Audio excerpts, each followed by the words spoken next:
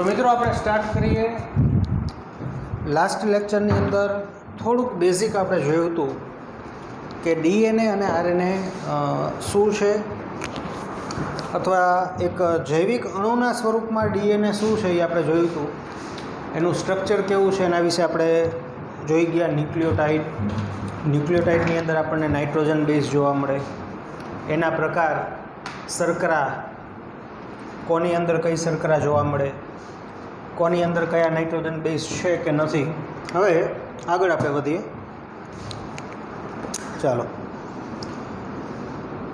તો આનુવંશિકતાનો આણ્વીય આધાર. તો પહેલી વસ્તુ સમજીશું કે આનુવંશિકતા કોને કહેવાય. કોને કહેવાય તો બહુ કોમન અને સામાન્ય શબ્દ છે. 8મા ધોરણથી સામાન્ય રીતે વિદ્યાર્થીઓને ખબર હોય છે, પણ ફરીથી એક વખત ફોડ પાડી દેવો ખૂબ જ જરૂરી બને છે કે પૂર્વજો અથવા ખાસ કરીને પિતૃ ના લક્ષણો સંતતિમાં ઉતરી આવવા તેને આનુવંશિકતા કહેવાય.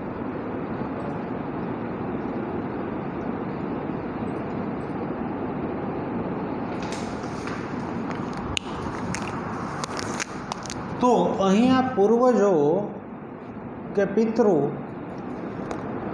એનો મિનિંગ શું થાય?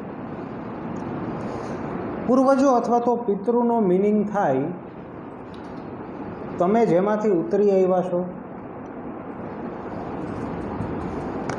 તમારા પિતા, દાદા, પરદાદા, પરદાદા. હવે મારે આગળ કહેવાની જરૂર નથી.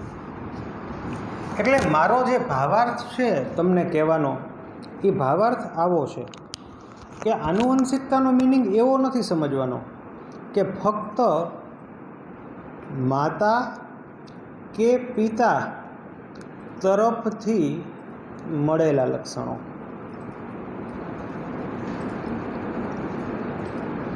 આવો ભાવાર્થ સમજવાનો નથી.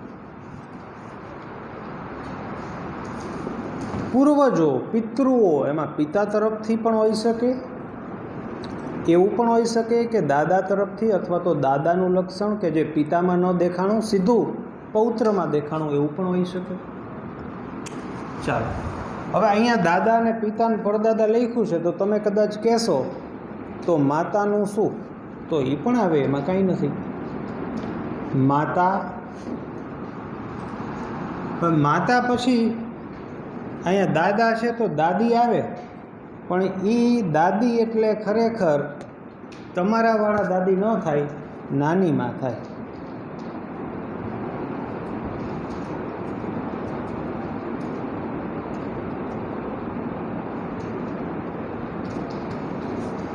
તો તમે કહેશો દાદી રહી ગયા.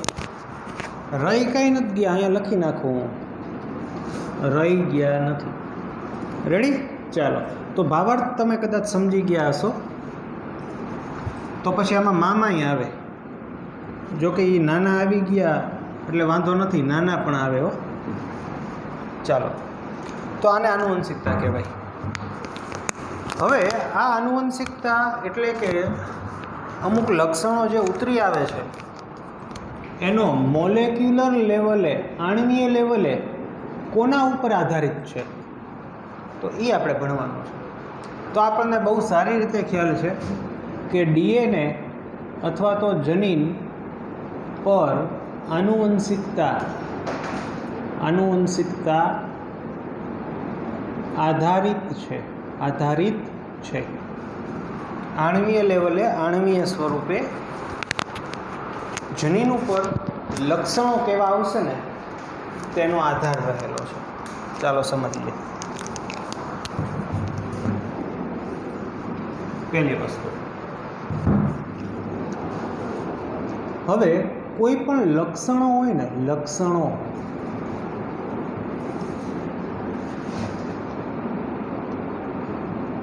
પ્રોટીન પર આધારિત છે. આપણા શરીરની અંદર કાર્બોદિત લિપિડ મુખ્યત્વે શક્તિના સ્ત્રોતો તથા લિપિડની જો ચર્ચા કરવામાં આવે તો અન્ય સ્ટીરોઇડલ અંતઃસ્ત્રાવોના સંશ્લેષણ માટે જરૂરી છે. પણ આપણા શરીરની અંદર પ્રોટીન છે ને, એનો મુખ્ય રોલ જો કોઈ હોય ને, મુખ્ય રોલ તો એ લક્ષણો આપવા એવો છે.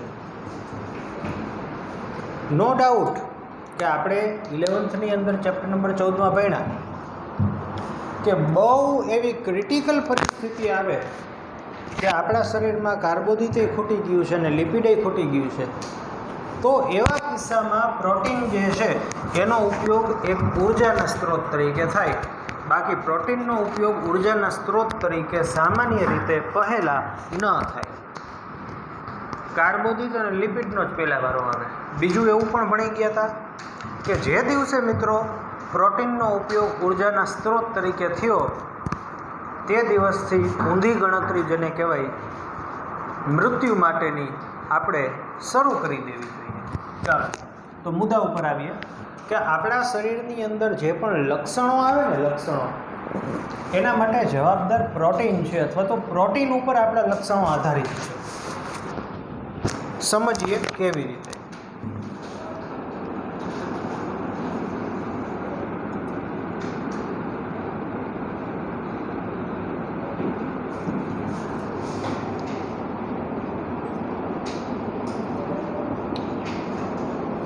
પહેલાં તો હું તમને એવી ચર્ચા કરીશ, મીન્સ કે રચનાકીય પ્રોટીનો, કે જે પ્રોટીન આપણા દેહની રચના સાથે સંકળાયેલા છે.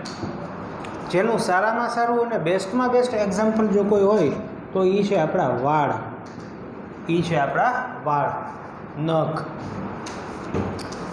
તો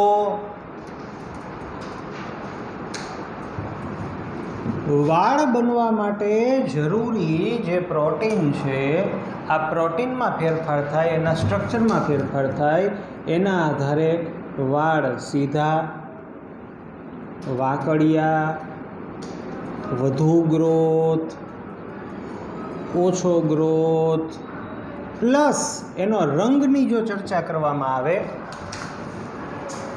તો કાળો રંગ, ક સમયે સફેદ રંગ, સફેદ તો ઠીક છે, ભૂખરો રંગ તથા વિવિધ પ્રકારના શેડ, વિવિધ પ્રકારના શેડ. તો આ આપણું એક લક્ષણ છે. આવા રંગવાળા, અતિ કાળા રંગવાળા, વાકડિયા વાળવાળા, સીધા વાળવાળા વગેરે.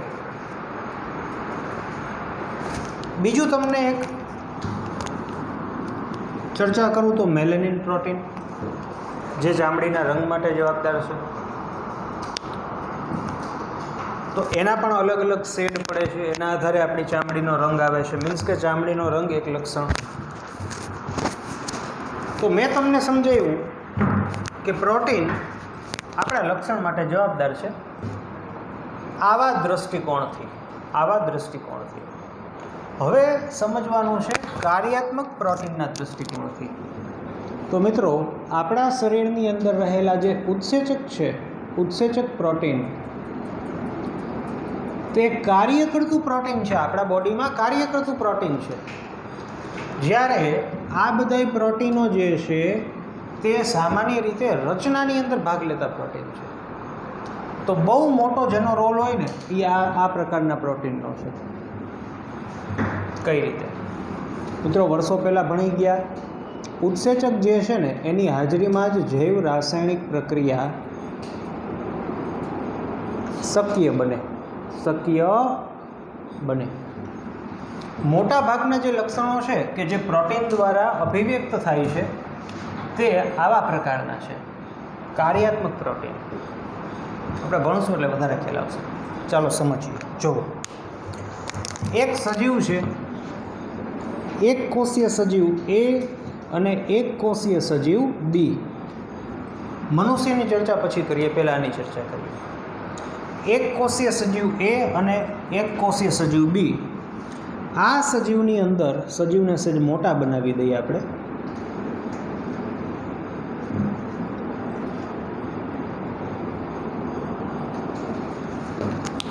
હવે આ સજીવ જે છે એની અંદર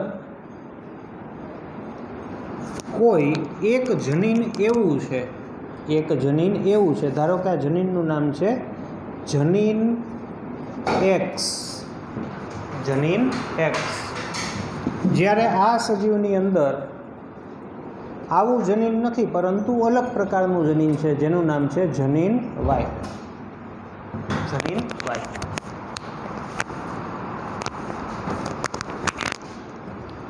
હવે ઘણા સમય પહેલાં આપણે ભણી ગયા હતા, કદાચ યાદ હોય ન યાદ હોય તો ફરીથી જેને કહેવાય કે હું તમને જણાવી દઉં.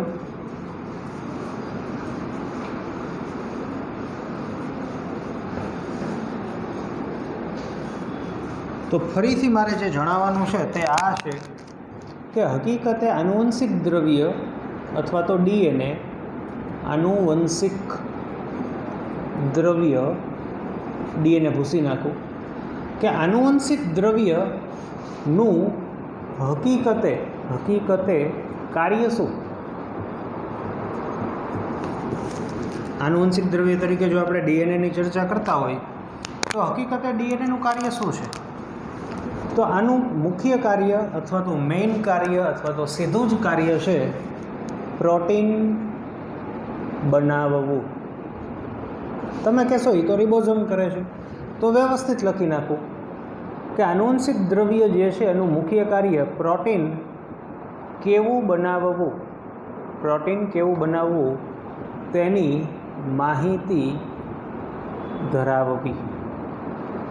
એટલે કે આનુવંશિક દ્રવ્ય અથવા તો ડીએનએ રાખવું હોય તો ડીએનએ એની પાસે હકીકતે પ્રોટીન કેવું બનાવવું તેની માહિતી જેને કહેવાય એની પાસે હોય. તમે કહેશો પ્રોટીન કેવું બનાવવું એટલે એમાં થોડું કાંઈ બિલ્ડિંગની જેમ હોય. તો હકીકતે પ્રોટીન કેવું બનાવવું એનો મિનિંગ છે કે કયા એમિનો એસિડ કયા ક્રમમાં આવે તેની માહિતી આનુવંશિક દ્રવ્યમાં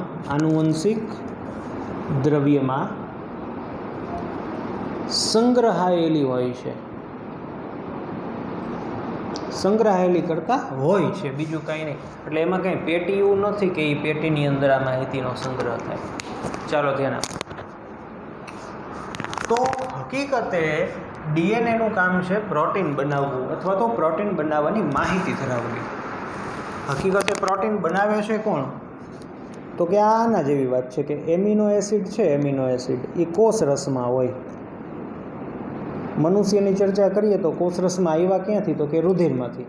રુધિરમાં આવ્યા ક્યાંથી? તો કે પાચન થયું હોય, અહીંયાથી આવ્યા હોય. બીજી બાજુ એ રિબોઝોમ હોય. ક્યાં હોય? કોષરસમાં. તો રિબોઝોમ જે છે એ એમિનો એસિડને જોડીને પ્રોટીનનું નિર્માણ કરે.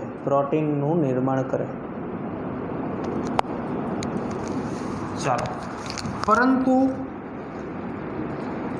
કયા એમિનો એસિડને કયા ક્રમમાં ગોઠવવા એની માહિતી મિત્રો આનુવંશિક દ્રવ્ય પાસે હોય. જો મનુષ્યની ચર્ચા કરીએ તો આનુવંશિક દ્રવ્ય ડીએનએ છે. આ ડીએનએ છે એ રિબોઝોમને સંદેશો આપે કે આ પ્રકારે આટલા એમિનો એસિડ આવી રીતે ગોઠવશો તો આ પ્રકારનું પ્રોટીન બનશે. ચાલો, તો ધ્યાન આપો કે જનીનો કેવી રીતે લક્ષણ માટે જવાબદાર છે એની ચર્ચા કરી રહ્યા છીએ. એક કોષીય સજીવ એ અને એક કોષીય સજીવ બી. ધારો કે આ સજીવની અંદર આવું જનીન છે, જનીન એક્સ. આ સજીવની અંદર કોઈ અલગ પ્રકારનું જનીન છે, જનીન વાય. કાર્યાત્મક પ્રકારના પ્રોટીનની ચર્ચા થઈ રહી છે. જો આવું જનીન હશે તો એમાંથી બનતું પ્રોટીન કે જે એક કાર્યાત્મક અથવા તો ઉત્સેચક તરીકે વર્તે છે એનું નામ આપીશું એન્ઝાઇમ એક્સ. Enzyme x. આવા પ્રકારનું જનીન છે તો એમાંથી બનતું જે ઉત્સેચક કે પ્રોટીન છે એનું નામ આપીશ એન્ઝાઇમ વાય. ઉત્સેચક કે જે જૈવ રાસાયણિક પ્રક્રિયાને શક્ય બનાવે. વર્ષો પહેલાં ભણી ગયા કે ઉત્સેચકો હંમેશા ચોક્કસ રાસાયણિક પ્રક્રિયા માટે ચોક્કસ જ હોય છે. એટલે કે આ પ્રકારનો ઉત્સેચક હોય, મીન્સ કે EX પ્રકારનો ઉત્સેચક હોય તો કોઈ ચોક્કસ રાસાયણિક પ્રક્રિયા થાય અને C નામનું દ્રવ્ય બને છે ધારો કે, અને આ કોષની અંદર E વાયુ હોય તો આવી નહીં પરંતુ અલગ પ્રકારની જેને કહેવાય જૈવ રાસાયણિક પ્રક્રિયા થાય M+N પ્રક્રિયાથી એન્ડ O જે છે એ નિપજ.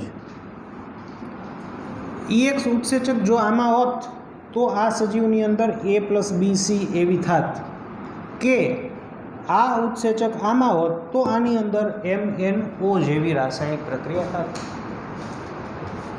ધારો કે બનતું રસાયણ અહીંયા C અને અહીંયા O તે એક પ્રકારના રંજક દ્રવ્યો છે. ધારો કે તે એક પ્રકારના રંજક દ્રવ્યો છે અને C જે છે C, આ રંજક દ્રવ્યો જે બને છે એનો રંગ પીળો છે અને ધારો કે આનો રંગ ઓરેન્જ છે,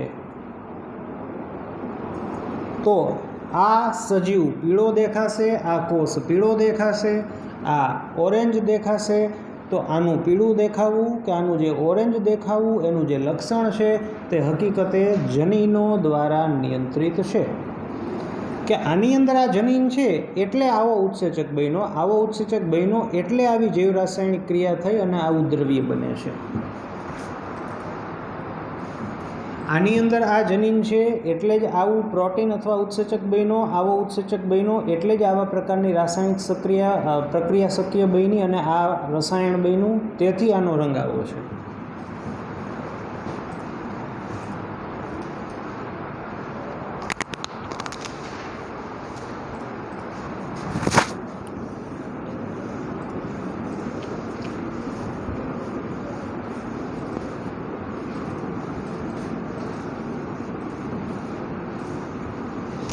બીજું સમજવા માટેનું એક્ઝામ્પલ, ફક્ત સમજવા માટેનું એક્ઝામ્પલ.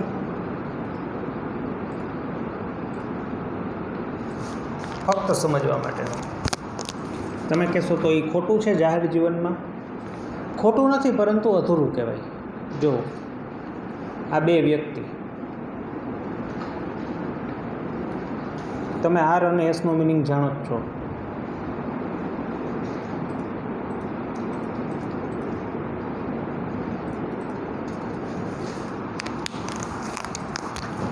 હવે લક્ષણ તરીકે આનું લક્ષણ છે ગરમ મિજાજી. આ વ્યક્તિ છે એ ગરમ મિજાજી, એવું લક્ષણ હોય ને. આપણે એમ ન કહીએ આ તો હાવ ટાઢા છે, ઠંડા છે હાવ. ધારો કે આનું લક્ષણ છે ઠંડો સ્વભાવ, આ પણ એક લક્ષણ છે. તો સમજવા માટે હું કહી શકું કે આ વ્યક્તિ છે ને, આ વ્યક્તિ એની અંદર એક જનીન છે જેનું નામ છે જનીન EN.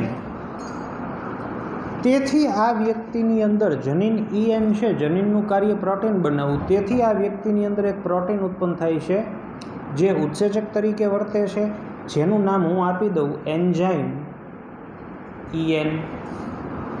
હવે એન્ઝાઇમ EN છે તો જ એક જૈવ રાસાયણિક પ્રક્રિયા થાય છે. આ જૈવ રાસાયણિક પ્રક્રિયાનું નામ A+B અને ફાઇનલી કોઈ એક રસાયણ બને છે જેનું નામ છે એન્ડોમોર્ફિન. એન્ડોર્ફિન્સ કહેવાય, સંધિ ભેગી કરી એટલે એન્ડોર્ફિન્સ. તો એન્ડોર્ફિન્સ એક પ્રકારનું ચેતાપ્રેષક દ્રવ્ય છે.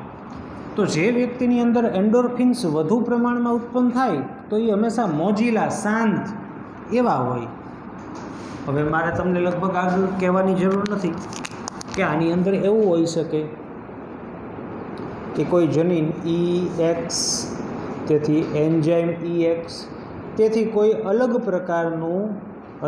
પ્રકારનું કે ઉત્તેજક પ્રકારનું ચેતાપ્રેષક દ્રવ્ય બને છે. આનો સ્વભાવ આવો છે.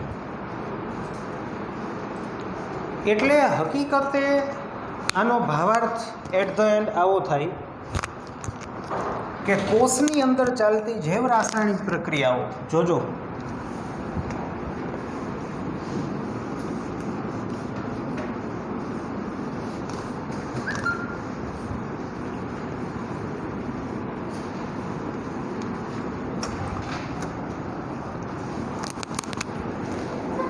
તો ફાઇનલ ભાવાર્થ આવો નીકળે છે કે કોષમાં થતી જૈવ રાસાયણિક પ્રક્રિયાનો પ્રકાર લક્ષણો રજૂ કરે છે અથવા લક્ષણો માટે જવાબદાર છે. તો તમારી સમક્ષ જેને કહેવાય કહી દઉં કે આ કોષમાં આવા પ્રકારની જૈવ રાસાયણિક પ્રક્રિયા થાય છે જેથી આવી પ્રોડક્ટ બને છે, જેથી એનું લક્ષણ આવું છે.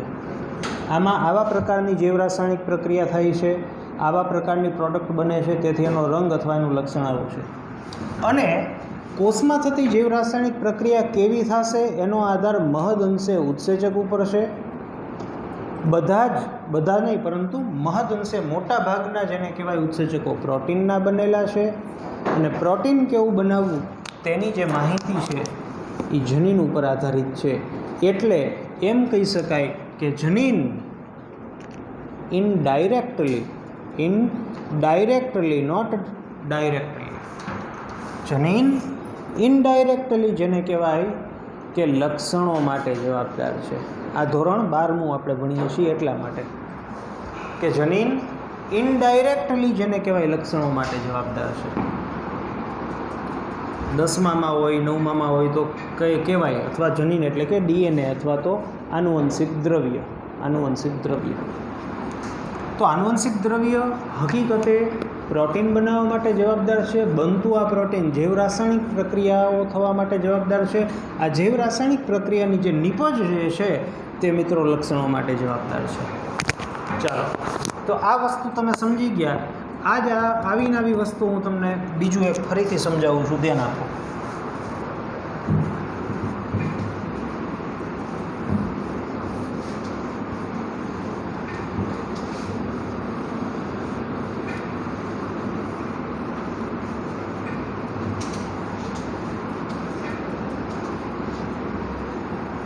જો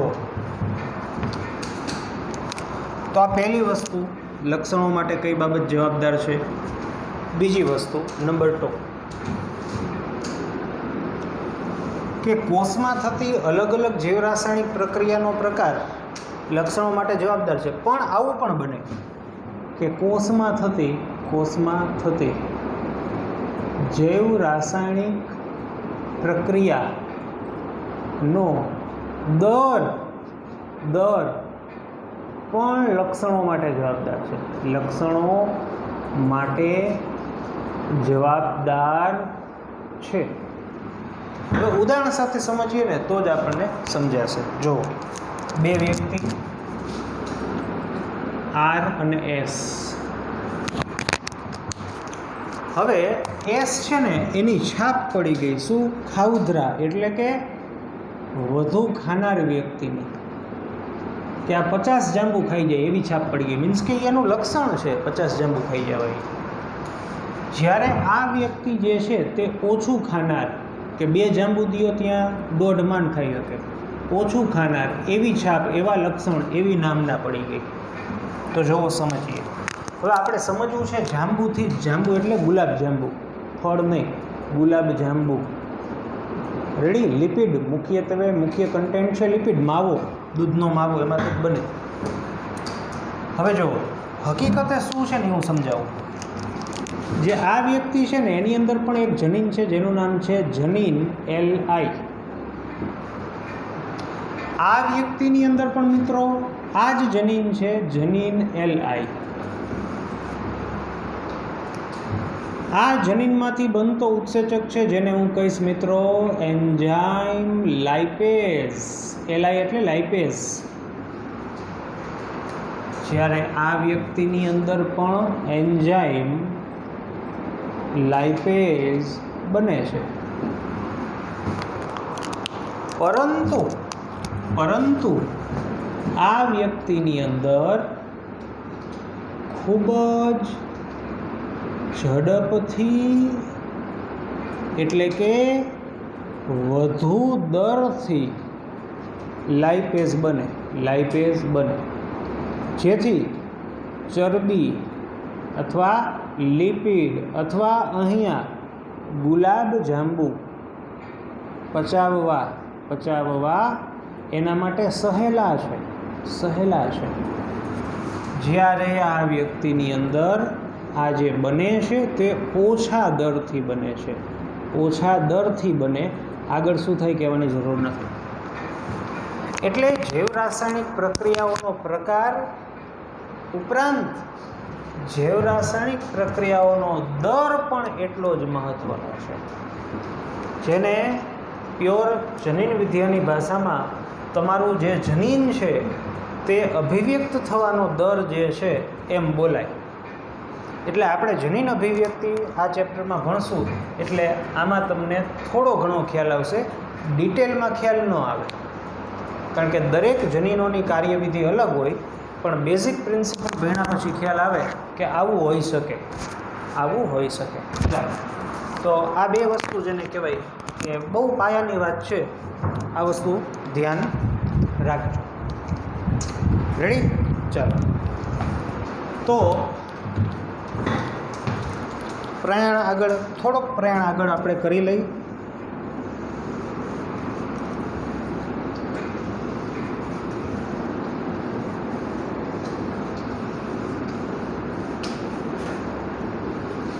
કે આનુવંશિક દ્રવ્ય,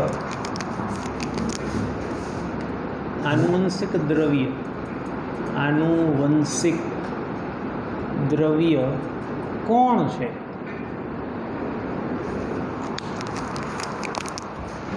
શું આનુવંશિક દ્રવ્ય તરીકે પ્રોટીન વર્તે છે, કાર્બોદિત વર્તે છે, લિપિડ વર્તે છે કે ન્યુક્લિક એસિડ વર્તે છે? તો 8મા ધોરણથી આપણને ખ્યાલ જ છે, ન્યુક્લિક એસિડ વર્તે છે, આ નથી વર્તતા. શા માટે શું કામ એ બધું જ જેને કહેવાય કે ડિટેલમાં આપણે ચર્ચા કરીશું કે આ લોકો પાસે એવા કોઈ લક્ષણો નથી. ચાલો, હવે ન્યુક્લિક એસિડ તો બે પ્રકારના છે, DNA અને બીજો છે RNA. તો આમાંથી આનુવંશિક દ્રવ્ય તરીકે કોણ વર્તે? તો જવાબ આવશે મિત્રો, DNA પણ આનુવંશિક દ્રવ્ય છે અને RNA પણ આનુવંશિક દ્રવ્ય છે. પણ ડિફરન્સ એટલો છે કે કોઈ સજીવમાં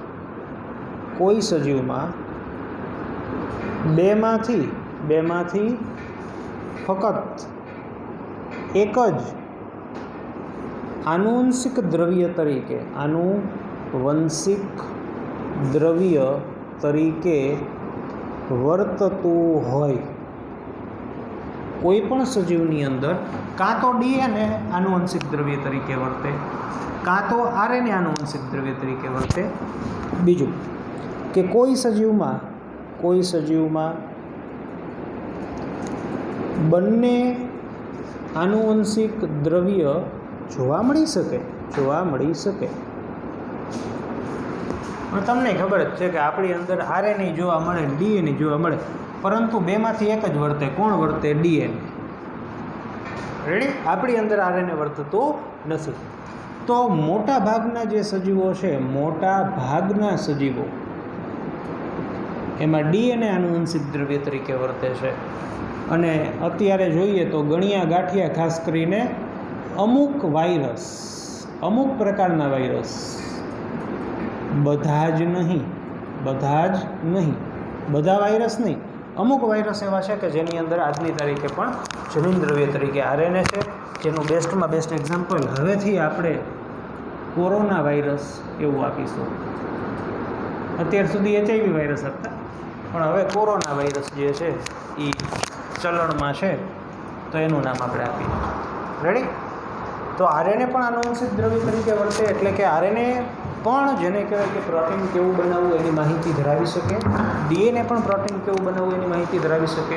સજીવની અંદર એવું પણ બની શકે કે બંને પ્રકારના આનુવંશિક દ્રવ્ય હોય, પરંતુ એક વાત ચોક્કસ છે કે ભલે બે પ્રકારના હોય, પરંતુ કોઈ પણ એક જ દ્રવ્ય આનુવંશિક દ્રવ્ય તરીકે વર્તતું હોય છે.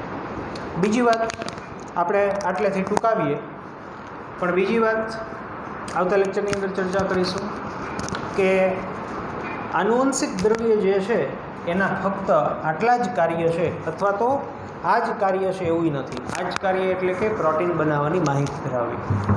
આનુવંશિક દ્રવ્ય તરીકે જો આપણે RNAની ચર્ચા કરવામાં આવે તો RNA જે છે તેનું અન્ય બીજું પણ કંઈક કામ છે. શું કામ છે વગેરે વગેરેની ચર્ચા આપણે આવતા લેક્ચરમાં કરશું. આ જે વસ્તુ આપણે ભણી રહ્યા છીએ તે એકદમ પાયો છે. આ વસ્તુ મગજમાં બેસાડવી ખૂબ જ જરૂરી છે, જેથી આપણે ચેપ્ટરની અંદર આગળ આણ્વીય આધાર જે છે એને પૂરેપૂરો સમજી શકીશું.